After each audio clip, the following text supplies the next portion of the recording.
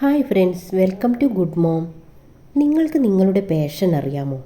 അറിയില്ലെങ്കിൽ അത് കണ്ടെത്തേണ്ടേ?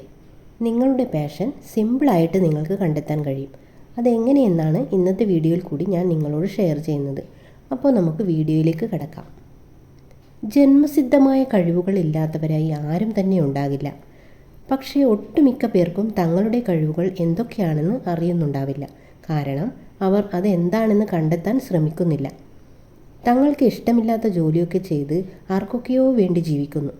നിങ്ങൾക്ക് ഇങ്ങനെയൊക്കെ അങ്ങ് ജീവിച്ചാൽ മതിയോ? പോരാ. നിങ്ങളുടെ കഴിവുകൾ കണ്ടെത്തി അതിനെ പരിപോഷിപ്പിച്ചെടുക്കണം.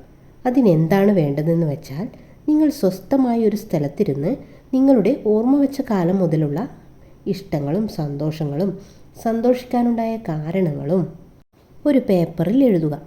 ആ എഴുതി വെച്ചതിൽ വെച്ച് ഏറ്റവും കൂടുതൽ നിങ്ങൾക്ക് ചെയ്യാൻ ഇഷ്ടമുള്ളതും ചെയ്താൽ സംതൃപ്തി കിട്ടുന്നതും വീണ്ടും വീണ്ടും ചെയ്യാൻ തോന്നുകയും ചെയ്യുന്ന കാര്യമുണ്ടാകുമല്ലോ, അതായിരിക്കും നിങ്ങളുടെ പാഷൻ. അതുപോലെ തന്നെ നിങ്ങളുടെ പാഷൻ തന്നെയാണ് നിങ്ങൾ ജോലിയായി സ്വീകരിച്ചതെങ്കിൽ നിങ്ങൾക്ക് ആ ജോലിയിൽ നന്നായി ശോഭിക്കാൻ കഴിയും.